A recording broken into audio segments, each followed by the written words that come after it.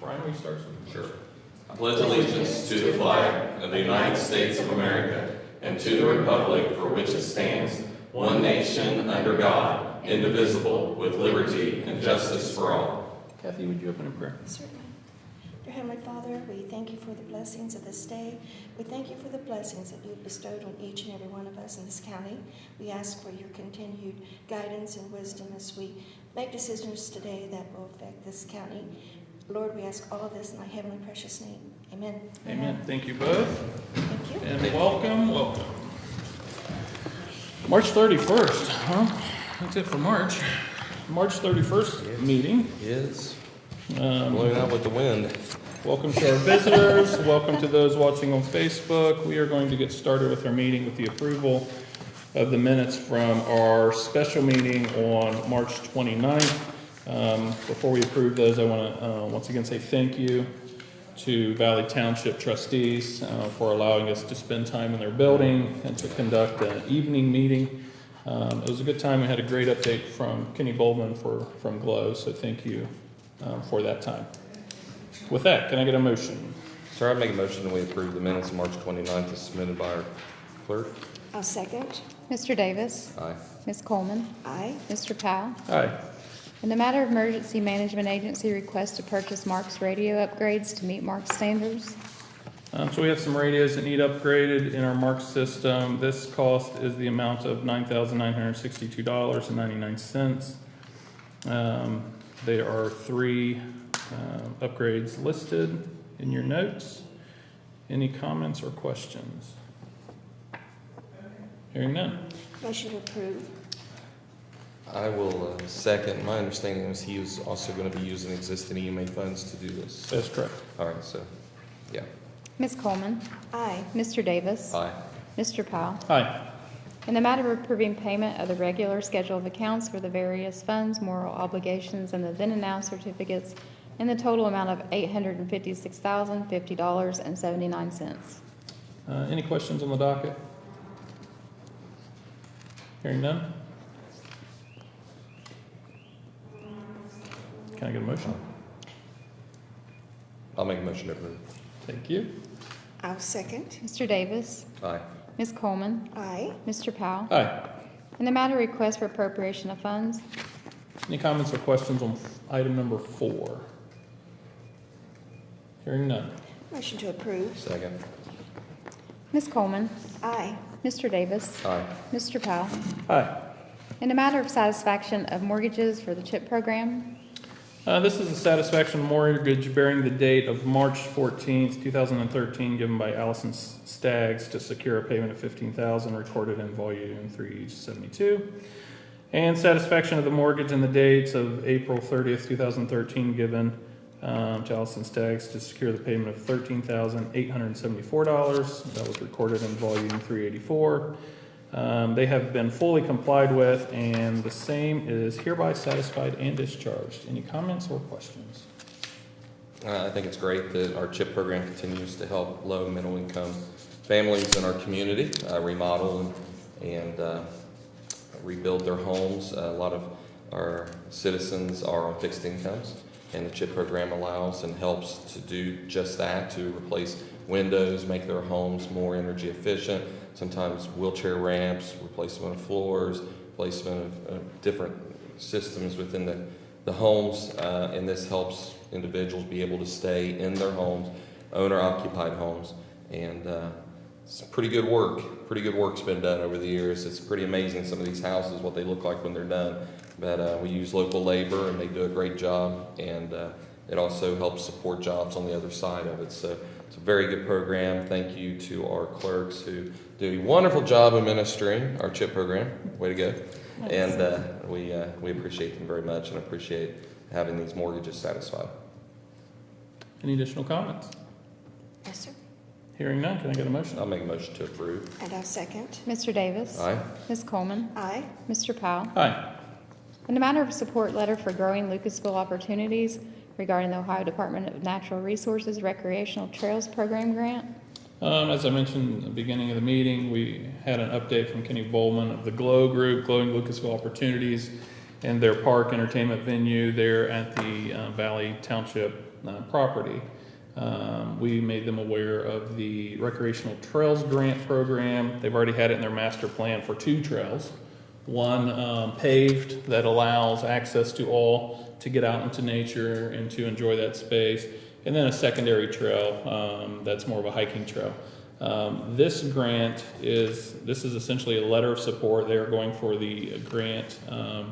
It's a max award of $150,000. It's a 80-20, so they would have to come up with 20% of that project. So they'll be filing. This is just our support in hopes that they secure this grant. Any comments or questions?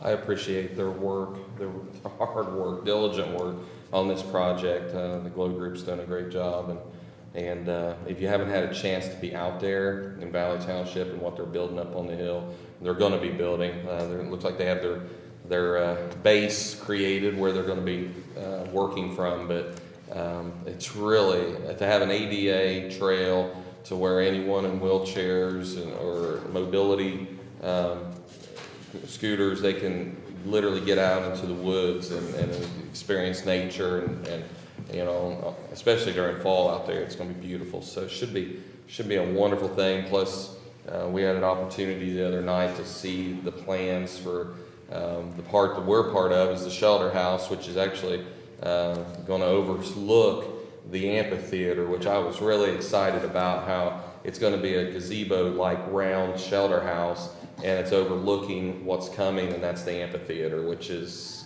really probably going to be the nicest amphitheater in the community when they get done with it. But it's a natural bowl, so it's really going to be neat when they're done with it.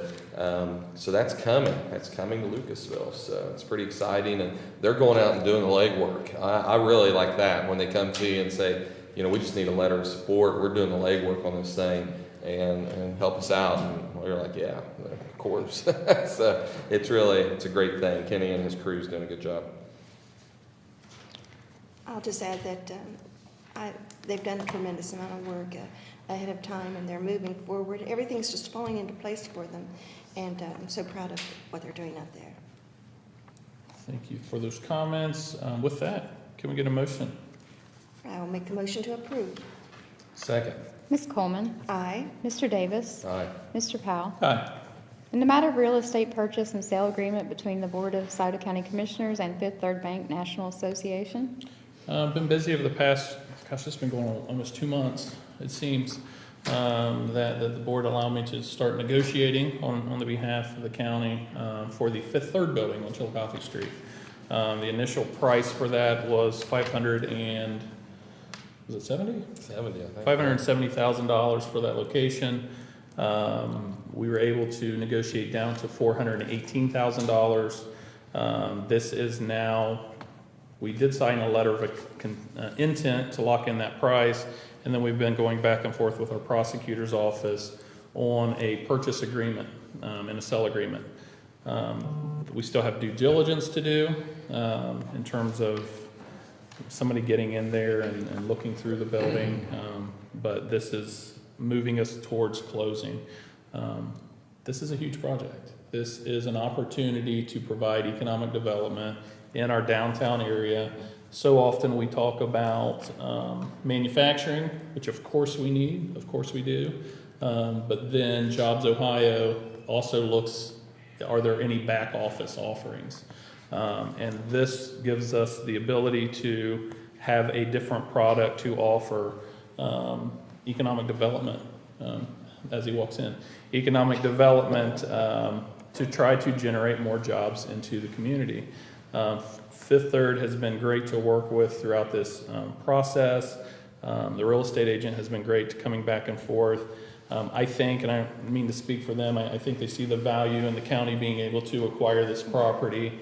They're still in the community, they're still serving the community, and I think they see a value in what we can do to that property. So this is to move it forward. This is to, by signing this document, we would have to put $25,000 into escrow while we go through the process. Closing is around June because they still need to move out into their other building. But this is the next step, should we choose to buy this property. And additional comments or questions? I want to say thank you, Chairman Powell, for getting the price reduced to $152,000. That was nice.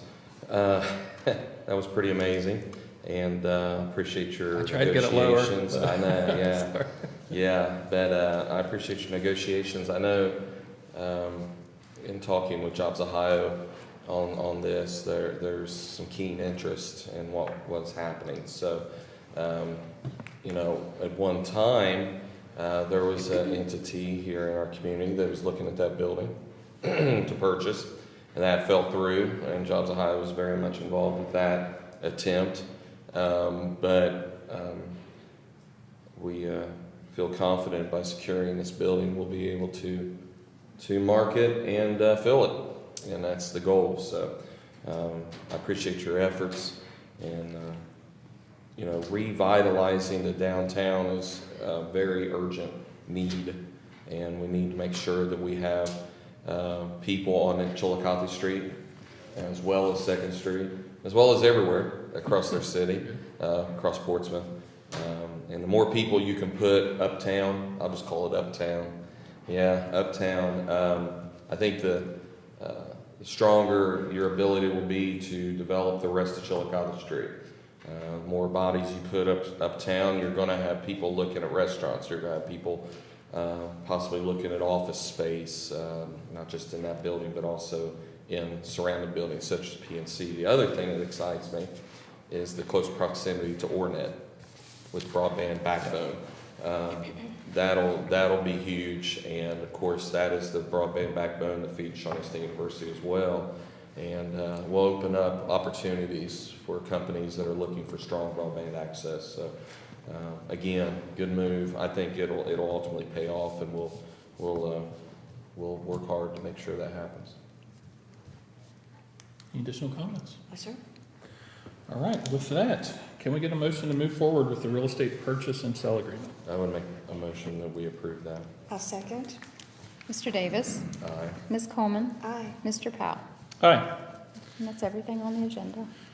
We did have a discussion item.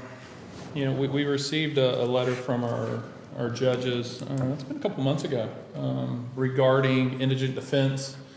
This isn't on the item, the agenda to vote on today, but it's something we should be discussing. Indigent defense, you know, the legislator passed a bill to fund indigent defense at 100% last year. With that, it was tied to the budget. It was tied to a number of how much money. Unlike us, many counties went and they immediately raised their indigent defense on what the attorneys would make as they covered those cases. And it really threw into question whether or not it's truly going to be paid at 100% because the budget's already been blown. So we have done our due diligence in looking and waiting and seeing and trying to figure out, do we give the full ask that the judges requested, which is about a 50% increase, or do we take a different approach due to the uncertainty of what the legislator will do in the next budget? Commissioner Davis, I know you were up at CCAO and had some discussion there. If you could share with the board kind of what the discussion around indigent defense is currently, and that meeting was just, what, a week or so ago, maybe? Yeah, and it's a subsequent meeting. I mean, we've had several CCO meetings, and indigent defense always comes up. We as an association, having served last year, we were able to get it to 100%, which was just huge. For Scioto County, that is around $300,000 savings by doing that. So we've been harping on this for years as far as indigent defense and how really, according to the Ohio Constitution, it should be the state of Ohio paying these fees.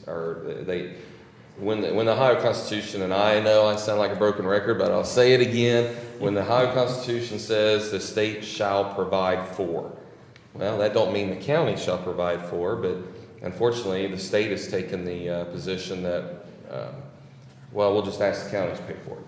And that's a way to provide it. Well, that's not, to me, has always been unconstitutional. So anyways, we fought for 100% coverage. We finally, and boy, I'm old enough to remember coming in 8 years ago, we were as low as, 47%, 46% at one time, which is less than half they were covering. We got it up to 60, got it up to 70, fought for 80, got it to 80, and now we're at 100. And it was a lot of work, and our local legislators really supported us in a big way.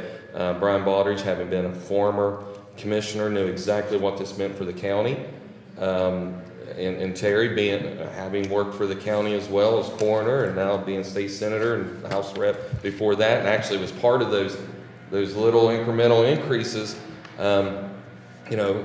was a big part of that. They were fully behind it. They really were. So it was a little bit harder in other areas to get that funding and to get consensus, but we got it.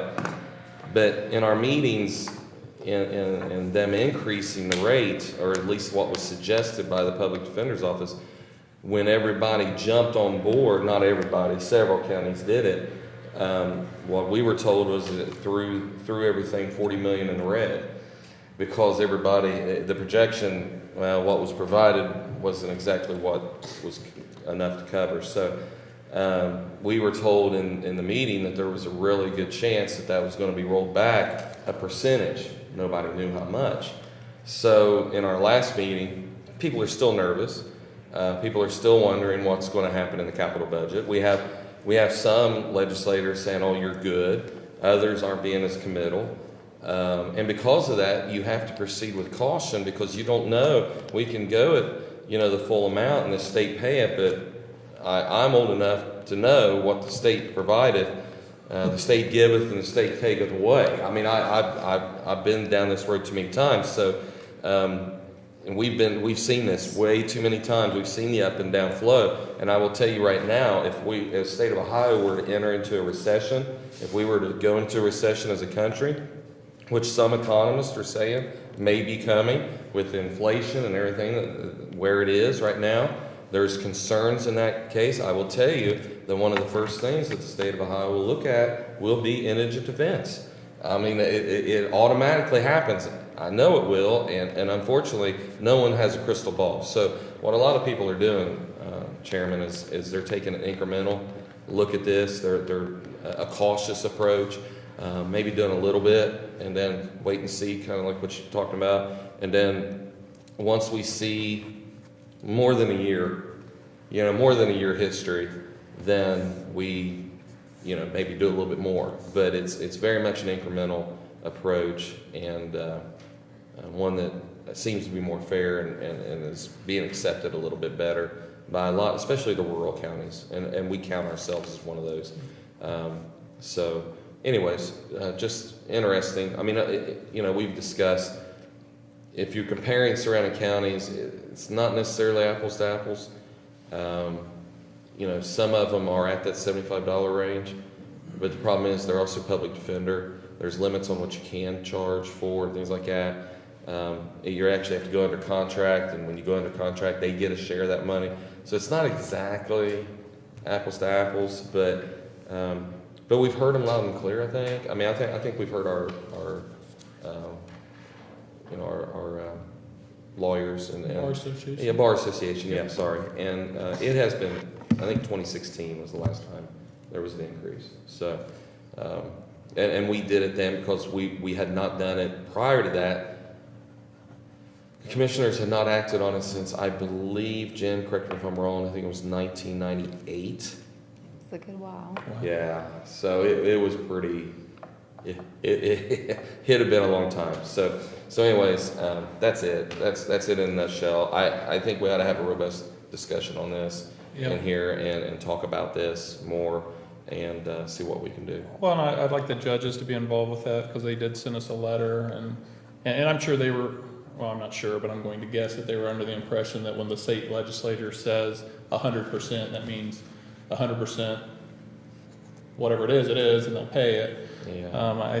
Unfortunately, I don't think that's how they set the budget up with the bottomless pit. Well, it's kind of like an unfunded mandate. I mean, it can be a temporary thing, like, we get these a lot too, where the state will say, okay, we'll set up this particular program, they'll give you grant money, you hire someone, you do all this wonderful stuff, and it's needed, but then all of a sudden they yank the grant out from underneath you, and you have an employee.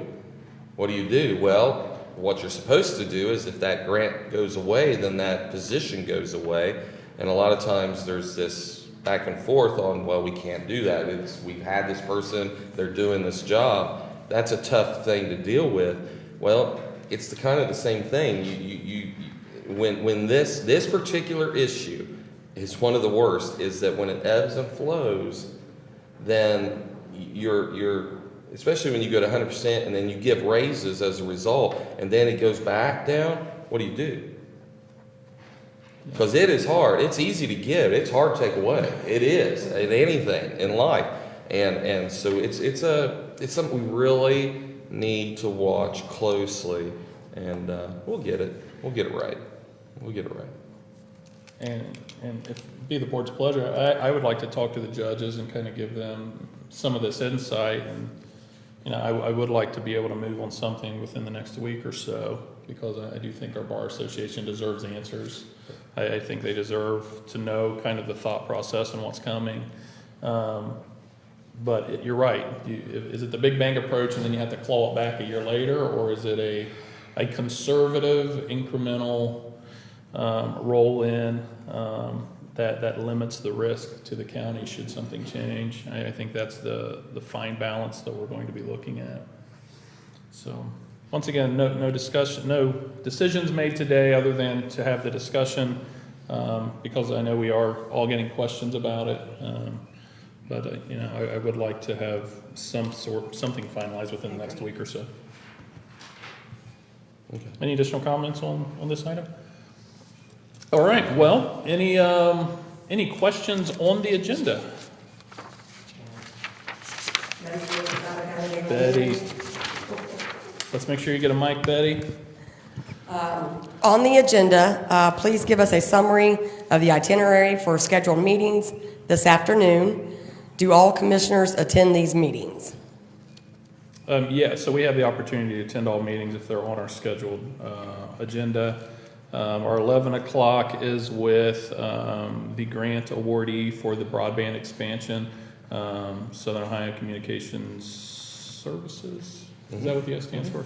So he'll be in, hopefully give us an update in terms of how they're going to tackle that $50-odd million expansion to broadband. Meeting with Tammy will be in regards to just some JSF issues that she might have. And CERTA Art, that might just be you, Brian. I know they had some questions and wanted to talk about their program, and I'm sure there's probably going to be a funding request or something there, but that's really what this week is about. Any other questions? Still on the agenda. Yep. Oh, Go ahead. yeah. Still on the agenda, will the Fifth Third Bank property become a revenue generator for the county? Will current tenants need to renegotiate their lease agreements? The only tenant in there is Fifth Third, and they are moving out in June.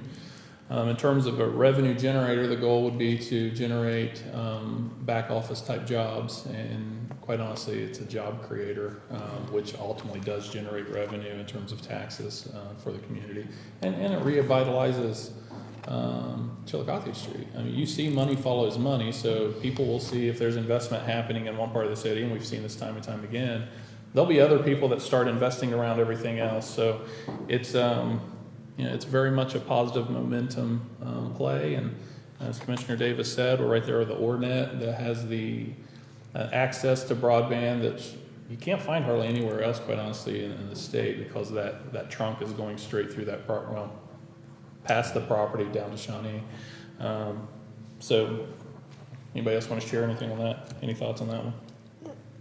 I'm the oldest person in this room, unfortunately. I have to admit that. I'm even older than Robert.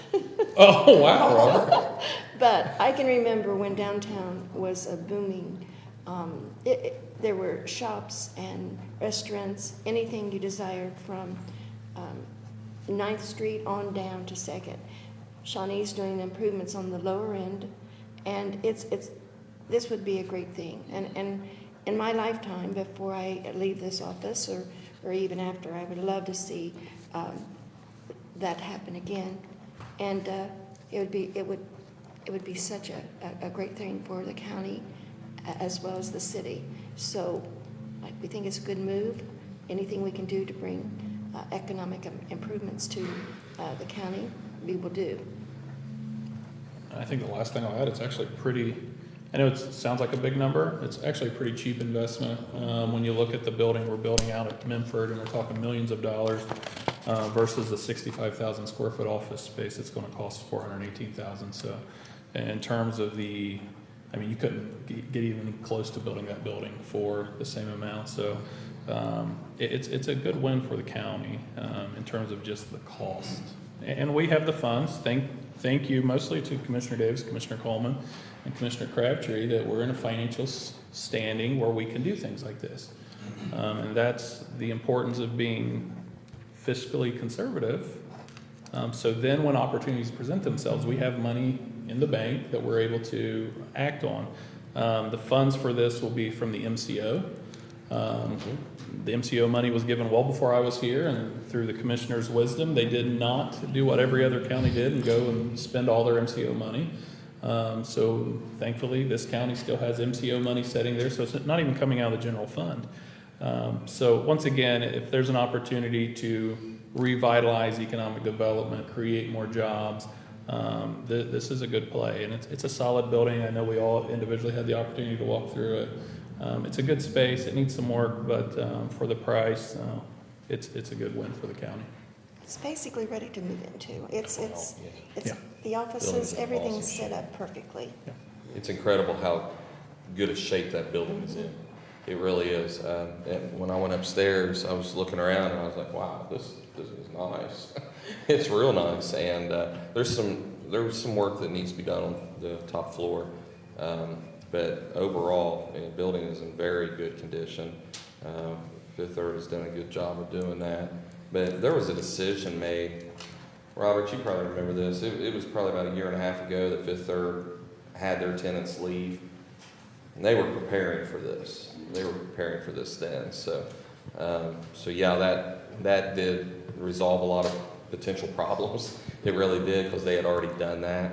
So, but Fifth Third is moving out, and of course everybody realizes, I'm sure it's been widely reported that Fifth Third's moving to the Jimmy John's building. Yep. Yeah, so they're moving those 6 people there in that building, and then I think the drive-thru's remaining. It is. The current drive-through is remaining, so it's sad to see these large branches, or these large main branch banks leaving downtown. But folks, I got to tell you, it's the fallout from COVID. Banks found out that they could be much more efficient doing everything online. People got used to doing everything online, and because of that, banks they're absolving themselves of brick and mortar. That's all there is to it. So, right now in downtown Portsmouth, you Charter One or whatever it's called there, I forget what it's called at the end. They are no longer there next to People's Bank. So really, all you have left downtown is People's Bank and PNC. So, as far as Desco, I'm sorry, yeah, Desco. So, used to be more than that. Quite a few. U.S. Bank. We forgot about that. It's still there. So there's still some. Yeah, there's still some. But you're seeing a trend here. Yeah. There is a trend happening. And we need to get ahead of the trend to make sure that we don't have another empty building for 20 years. Yep. This is what it boils down to. So, we're taking the position that we're going to head along, get into this thing, and economic development will be helping with that, and we'll find someone to go in there. Okay. Any additional questions on the agenda? No? All right. Off the agenda. I've got some of it, if you have to. Okay, well, off the agenda, we've noticed some possible new fencing at the dog shelter. Are there plans for a new truck and a new roof? How else are they planning to invest the important community service? We actually just awarded, and I'm going to get the number wrong, was it 50, 67? $60,000 for the fence, for the roof, for the truck. He had a list of things that we approved money for, so they're getting much needed love out there. They're at the dog pound, and I know or dog shelter, and I know Daryl and the team is very glad to see that, and I think the community will be glad to see that as well. But it's going to be able to provide better coverage and better space for them out there. Another off the agenda is the Board of County Commissioners doing anything specifically for the rehab community. For the rehab community, Commissioner Davis. Well, I think it's more of a continuing thing. You know, I've heard this said out in the public, and I really am in awe of some of the comments that are made where they say, you know, the commissioners don't help the rehab community at all or anything like that. And, first, I want to preface anything I say by this. The rehab recovery community is funded by state and federal funds. Quite well, may I add. Okay? I don't think any of them are hurting. Let's put it that way.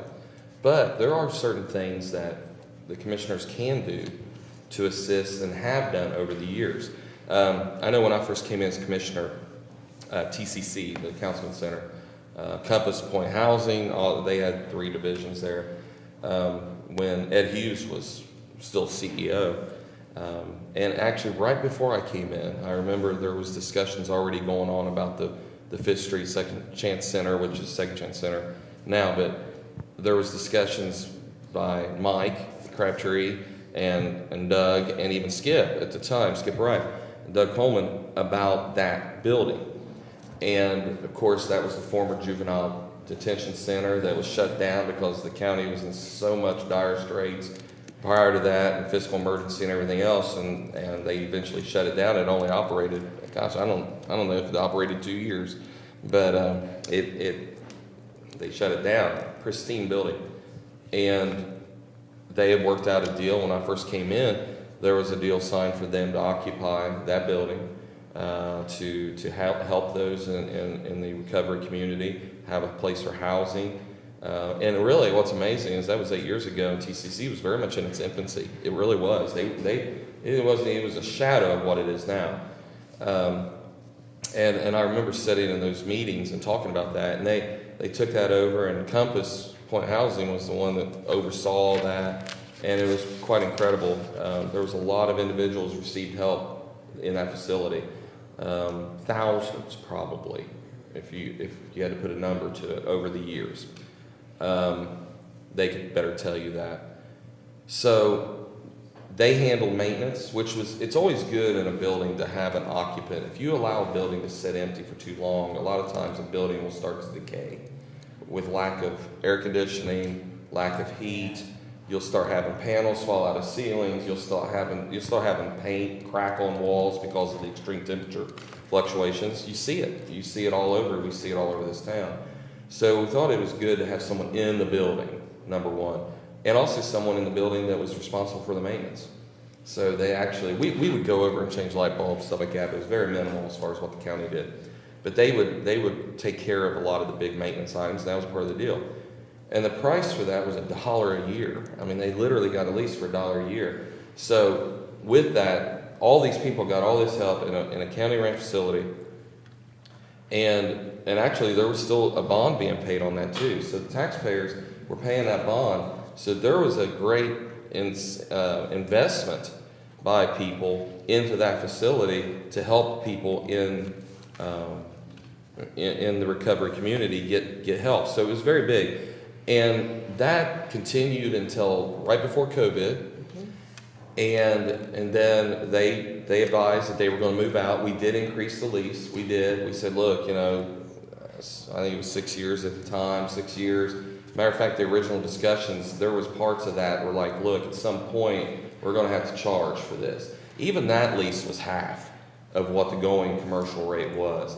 The bond is now paid off. Okay, but we paid, we did that. We made that investment in our recovery community. At the time, TCC was one of the only few entities doing recovery in our community back then. So we did that. They moved out, COVID hit, and TCC showed up. Compass moved out, I'm sorry. TCC showed up and said, listen, we need space for COVID. We need to separate our population out. We need somewhere where we can put people recovering from COVID that are also recovering from addiction in a building separate from the rest of the population, because that was a major threat that we identified was in the recovery community with everybody being in housing, how fast COVID could spread in that kind of scenario. So we agreed to do that, and they're still there. They're still there, okay? So that was a pretty big commitment to do that. Now, we are shifting gears, and of course, has been widely reported that we are going to be putting in a women's jail in there. Sheriff Thurman he got a grant from the state of Ohio, $1.5 million, I think it was, to redo the locks and all the security and everything else in that building, and that'll proceed in the near future. So that's just one. The biggest one I think has been the greatest help was the Hughes Recovery Center in Franklin Furnace. A lot of people, because it's out of sight, out of mind, they don't remember any of this. I remember in 2017 when Ed Hughes came, and they came with this great idea to do vocational training at the former STAR facility. We called it Baby STAR, because STAR, the community-based justice facility up there, moved from the small facility into the former Ohio River Valley Youth Detention Center, which was the boys' prison, I guess is the best way to put it. They moved next door. State of Ohio struck a deal. They moved over there. Now they've got hundreds of employees, and I think they've got 300 visitors over there at the STAR. And then that left that building empty. We went up there, and it was a really strange setup, how that was set up as far as who owned the building. In order to get it built, and this was back in Vern Rife days, they came up with this plan, Ohio Department of Rehabilitation and Corrections came up with this plan where ODRC, Ohio Department of Rehabilitation Corrections, and the Board of Scioto County Commissioners owned the building. But it could only be used for some type of rehabilitation or corrections. Boy, that really limited what could be done. Well, Ed knew that, and he came to us and he said, listen, we got an idea to do intense rehab when people are coming out of STAR because of close proximity, but also offer vocational training. Well, that was the missing pie piece, I'll be honest with you, because what was happening was, and this is talked about a lot in our community right now, you would have people leave STAR, which is pretty much the prior step to going to prison. Our judges would do everything they could to keep them out of prison, so they would send them to STAR. It was like the step right before you go to big prison, okay?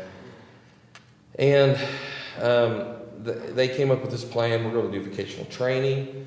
We're going to cut that recidivism. We're going to help them get a job, get job skills, so that whenever they come out of STAR, or they come out, or they're in rehab already and they're in recovery, they can have vocational training. And what you have is you have that window where you're a felon and you have no job, to where you close that window and say, okay, you're a felon, but you have a job, and you start earning money, and you can actually become a productive member of society a lot quicker.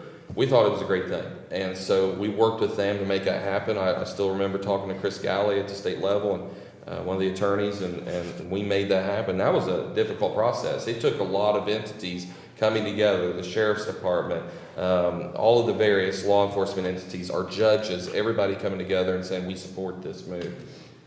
It's still there today. It's still there today. That lease is $1. Okay? I'm telling you, the investment in our recovery community is huge. These are things that we could do without spending. I mean, that building was paid for a long time ago, okay? Without spending general fund dollars. That's what we did with Hughes. Saved a ton of money for them to be able to invest more into those recovery services. So that was something else we did. And there's a whole lot of other things too. I could go on. As far as residential housing, we did it in this room in the last year. There was a house that they rented up on Harrisonville Avenue in New Boston for years. It was a former domestic violence building. We finally sold that to Compass. That was through a land bank scenario that we gave it to the land bank. Land bank sold it to Compass, and now they own that building. And of course that helps a lot. Before they were paying lease on that building. To be honest with you, we just didn't want to own that building anymore, deal with that particular house. We did that. We helped. We did a support letter for Compass for their mobile unit that they use for doing health care in the community, which stretches all the way to our far-ranging Raritan and South Webster and Franklin Furnace and all corners, Buena Vista. They were able to go and do health care in the community as well. I actually made a list the other day because I was thinking about this, and I think it's a great great question actually. So I had to kind of come and please. Our probation department is very aggressive. Our counselors, these are people that are on the county dime. These counselors in our probation department, they work with people in recovery all the time. Yes, they're in our probation right now. Yes, they're getting. Sometimes they get sanctioned for not, doing what they're supposed to do. But our counselors work with people all the time, trying to help them. Like, make sure you're making your visits. Make sure you're talking to wherever you're doing recovery at. We work with several of the recovery entities in the city here, and they come in and they help and they assist. Our jail used to not be open to people. Some of the organizations that do recovery in our community, our jail is now open to where they're getting inside the jail and starting to assist people. Prior, that was a lobbying effort. Prior they didn't allow that, but now Sheriff Thurman allows them to come in and actually start that process while they're incarcerated, because it's key. You got to get to them as soon as you can to get them help and try to cut that gap. The problem is a lot of times they'll get out of jail and they don't go seek help. Where they're kind of a captive audience in the jail, they don't have much they can do about it while they're locked up. So it helps, and it is starting to show. So there's a lot of things going on. Economic development, what you've done with grants with certain companies that hire recovering addicts. Think about that. You've given I don't know how many tens of thousands of dollars in grants and worked to get more grants from Ohio, Jobs Ohio. That's another function of the county. So these are things that we can do. There's not a whole lot of mechanisms. Supporting the Adams Board. We support the Adams Board. There's a lot of things that are coming to mind that we can do within our purview. That's the thing. People need to understand it's one thing to say, well, we need to do more. You have to stay within your lane. And I will tell you that for everybody who says, well, we just need to dole out millions to the recovery community, there will be other citizens who will say, wait a minute, isn't that the state and federal's job?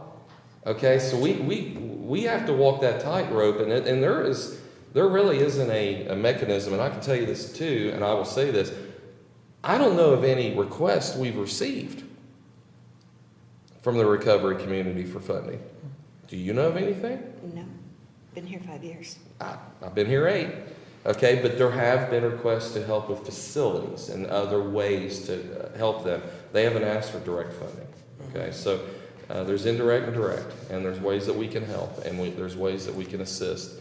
And a lot of people don't know about what we've been doing for many years now. So, and I can tell you that there's a lot of work that's done in our common police courts, and juvenile court. Drug court and juvenile court, common police court, same thing.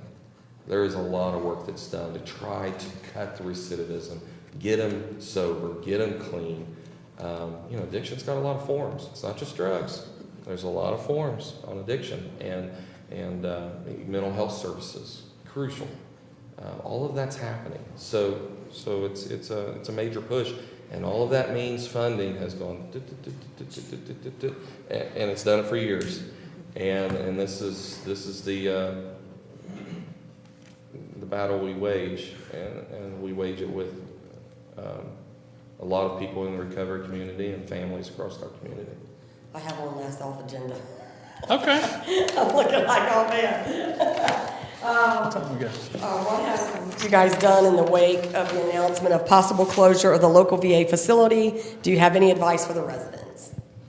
Yeah, so we had some brief conversations with, well, not really brief, like I know I've met with Brad Winstrup's representative, Sherrod Brown's representative. This is very much a federal program. It's in relations to the Missions Act that was a bipartisan bill passed in the federal level, signed by Donald Trump into law to evaluate VA services across the country. And with that, the goal was to be more effective, be more efficient, and to get VA, members of the VA and our veterans the care they deserve. We've heard the concerns about the VA in Chillicothe, and I think we all have the same concerns. I know I have concerns about people driving, not being able to get the care they need.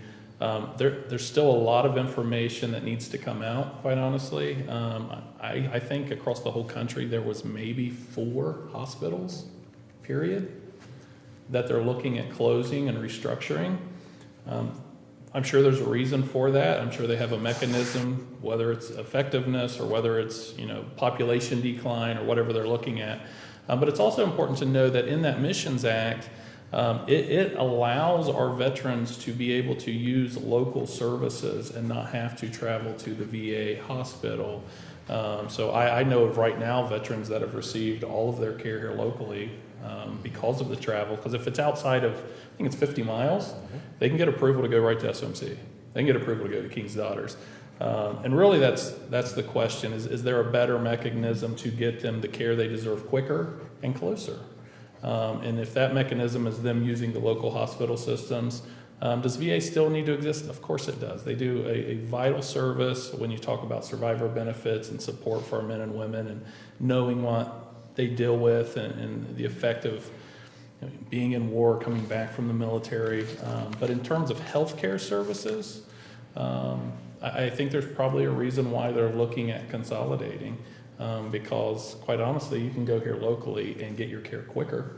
You're not being put on a list. I mean, the reason the Missions Act started in the first place is because we had veterans waiting 6, 7, 8 months to get a procedure. And I think people are forgetting that piece of it. I haven't looked at the entire report for Chillicothe. I've skimmed it. There's concerns of the facility, the age of the facility, the viability of what it would take to remodel it. The declining population that has been going to Chillicothe over the years. We never want to see services lost. So what I'm lobbying for personally is making sure that the services are still there, whether it's in that format or not. That's going to be one for the federal government to decide. But 2, it still has to go back through the legislature, the House and the Senate, and it still has to be signed by the president. So there's things that have to happen. This is a longer term play than I think what people believe or understand. But knowing the background of why we got here is just as important as saying, hey, the VA's closing. That's a very real possibility, and I would hate to see that happen without all the other guardrails of our veterans knowing that it's not going to take them forever to get approval to go locally. As long as they can clear that up, I think really the question is, where can I get my care and how can I get it? So as long as those guidelines are in place and they know they're going to be taken care of. But I've talked to veterans. It's a mixed bag, quite honestly, of their feelings. The ones that have always been going to the VA, of course, they want to keep going there because they have their relationships there, and I completely understand that. And then there's others that say, look, I'm getting all my care here anyway. Like I don't go to the VA at all. So, trying to talk to the veterans and really lobby on what they want is crucial in what we've been doing and talking to our representatives at the federal level. But this is all linked back to 2018 and our veterans waiting. We remember the horror stories of people dying while they're waiting for care and why they're waiting for surgery. That's why the Missions Act happened. So I think it's critical to understand that, but at the same time that we're lobbying for what our veterans want and what they need. And And I think first and foremost is making sure they get quality health care regardless of where it's at, quite honestly. I think mental health is going to be a big piece of that. What is it? Mental health. Mental health is a huge Oh, yeah. piece of that. It's a huge And piece with of that. SOMC eliminating what they did, that's going to make it hard. That's right. So the question is, are they going to ramp up mental health services? Should they do away with the inpatient hospital, or really what they mean when they're saying close the hospital, I think is the other thing we need to be mindful of, because that could just mean inpatient care. When you're talking hospital, you're talking emergent care, inpatient care, surgeries, things like that. So those questions are still lingering. Like, is it all services? Is it the whole facility? What's it look like? Those are some of the answers I think I'm still trying to get. And I don't know if you guys have received any of those answers yet. But it's once again, we're talking to the people we need to be talking to. We're lobbying the people we need to be lobbying. And once again, trying to understand our veterans' needs and what they want. Because the problem is it's easy to get upset when the government is taking something away. And we can look at it very binary. We can say, keep it open or close it. But is there a third better option of saying, let me get my care wherever I want it as quick as I can get it? And the Missions Act provides for some of that because it has that 50-mile radius, and they have to get approval through their caseworkers or whoever. So it's complex. It's not as easy as just saying, hey, it's closing. I think it's a very complex issue that we're still researching and still finding out about. If either one of you want to share anything additional with that. But I mean, we've been talking to who we need to be talking to. All we can do is lobby from this vantage point. I would agree with everything you said as far as making sure that our veterans get the absolute best care available. The other thing I've always been concerned about this is how far they have to go for care. I've often thought about, especially when you get older, it's harder to go. And I know that our Veteran Service Organization does a great job of offering rides up to Dayton, over to Huntington, up to Chillicothe. I mean, they've always done that, but I've always thought, man, that's hard. It's got to be hard, And we've worked with them to make it a comfortable ride. They have some very nice vehicles now, just to provide something really, really nice for our veterans, because we know it's a long ride. But one of the things that it was very discouraging to hear what we heard. But one of the encouraging things that I've heard is that they're also talking about expanding services at New Boston. Originally they were talking about shutting New Boston down. At least someone said that, but I guess the VA rep totally dispelled that over here and said, no, that's not the case. Matter of fact, there are services that are in Chillicothe that they may be doing here so that people don't have to travel. X-rays, things that just aren't major medical things. They're more diagnostic type things. And then building a new facility in Circleville. So I think they're kind of looking at this as more of a micro healthcare system, where they're trying to get the services closer to the veterans and not make it more centralized in major metropolitans. They're trying to spread it out to where the veterans actually live. We have nearly 5,000 veterans in Sauter County. Now, not all of them seek medical help from the VA, but many do. And we need to make it as simple and as easy as possible for them to get those services. It's critical. And I know we have reached out. I've talked to all of them, all the reps. And the bottom line is everybody very much is doing a wait and see, because it's a lot of research. They're doing a lot of research. I don't know if this was prematurely thrown out there and it really upset a lot of people. I don't know. It seemed like it. But there is a lot of research going into it. And if the public wants to know how can we help, contact your federal representatives. Contact Congressman Winstrip and Congressman Johnson. We are represented in the 6th and 2nd Congressional District in Sauter County. So contact them. Contact Senator Brown. Contact Senator Portman. Talk to them. They are the ones that will be voting. They are the ones that actually hold the purse strings. The legislature, Congress holds the purse strings.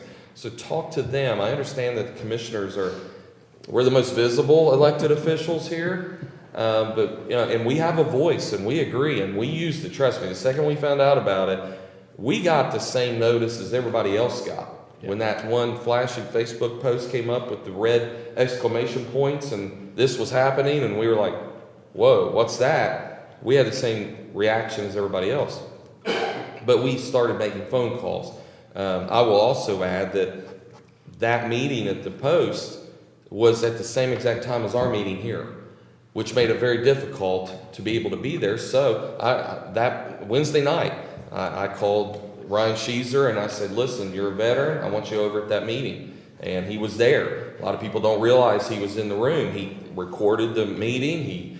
He took notes, and we had a representative. Plus, we had the Veteran Service Organization, who we work with closely, pretty much heading that up. So there was plenty of information. Trust me, it was the information gathering was going, and it was disseminated to us. So we're very well aware of what's going on.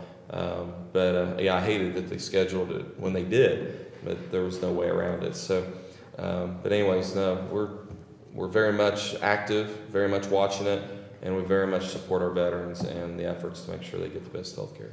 Right. Nothing else in the room? We have time for one. Yes. I want to recognize someone at the end. Oh, okay. Okay, all right. All right. Colin Document off the agenda. Yep. How much of the ARPA money that the county is expecting has already been allocated? We can get that number. Not off the top of my head. We can get that. So that was a quick. Yeah, let's take another question since that was a quick one. Sorry. Also, Colin Document off the agenda regarding the zoning advisory board announced last week. What are the stakeholders that you plan on hearing from on that board?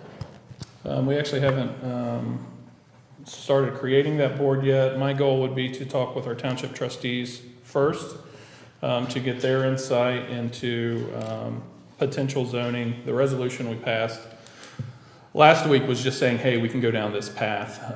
So I know they have a meeting coming up. I really want to get their input because they have power at the township level to do this as well. And if there is concern from them or they would want to head this up, then I think it would be best handled once again at the local level within the townships. They can handle that. The concern from the township level is the cost to do zoning, which is why we would potentially do it, and then just have a uniform standard across the county versus each township kind of being something different. But right now, Colin, we haven't even got to the point of appointing or figuring out anybody on that board. We're still very much in the beginning stages of the process. Chairman Powell, I could see us probably at some point, there would have to be hearings. I mean, Oh, yeah. for all interested parties. So whoever that might be, from the residents to potentially organizations trying to set up shop at the township level. I think we would hear from all of those entities at some point. Like you said, we're very much in the infancy of this thing. We're just now doing the research. So we'll cross that bridge when we get to it. All right. With that, you have somebody to recognize. So I I'm going to do. say, Commissioner Coleman, do you have any questions, comments? I do. I want to introduce Ella Hochstetler. Did I say this right? Did I get this right? No, I didn't get this right. I'm sorry. Hostetler. Hochstetler. Sorry, I said that wrong. Okay. But she is here, and you are representing Willersburg, I believe, High School, and you're doing a class project, and we are so glad that you're here with us. She is here to observe and to take notes and to go back and tell them about the government of Scioto County. There you go. And thank you for coming today. I appreciate you being here. We love when our high school students, all of our student body comes and can participate. And I want to thank Willersburg Schools for allowing you to be out of class. Do they know you're to out be of able class? to come Wait and a do minute. this. Dad, we okay with this? Yeah. So yeah, exactly. So parents know, Yeah. but school knows too. So we really thank you for coming. And if you have any questions, get with us after the meeting. I'd just like to add one thing too, talking about student participation in the youth of our counties. This past week, since the information came out and the questions about the the Veterans Facility. We have received many emails from students from Valley. The 11th grade at Valley. yeah. Yes, and numerous and voice their concerns so well and ask for input from us. So I'm just really pleased to see the interest and participation from our youth in government issues, government issues. Yeah, and responding to those, we actually recommended that they contact federal representatives on this. We don't mind. We love, I mean, we'll be the voice, but we can't be the only voice. And the best way to do it is you go to the top on these kind of things. When the federal government's making these decisions, you got to go to the top and really let them know. And they'll receive your letters just like we do. And they'll receive your calls too. So do that. It'll matter to them. The problem is, we hear this a lot, especially at the state level, where we complain about something, but nobody else does. And I know we're the representatives, but when they hear from somebody on such and such street, in such and such town, and they're a voter and they want something done, I'm telling you, it matters. It matters to them, and they care. So we really urge everyone to please do your own lobbying, you know? Stand up for what you want. And we'll connect you to the right, Oh, yeah. If you depending want on your issue, we'll connect you to the right numbers, representative. emails, whatever you want, but we'll do it. And usually every one of them have a website that has a contact feature. It has a contact feature where you can go in and actually contact them, so. Yep. Any additional comments? No? Comments? Yes, sir. I would just like to plug the Easter Cave since Commissioner Davis felt it. I felt it. Easter Cave is coming, is it this? No. When's it start? Two weekends? Next weekend, next Friday. Next Friday. First year was great last year. Please get out there and support them. It's great, quite honestly, for tourism as well. They'll have tens of thousands of people out there, I'm sure, so. Yeah.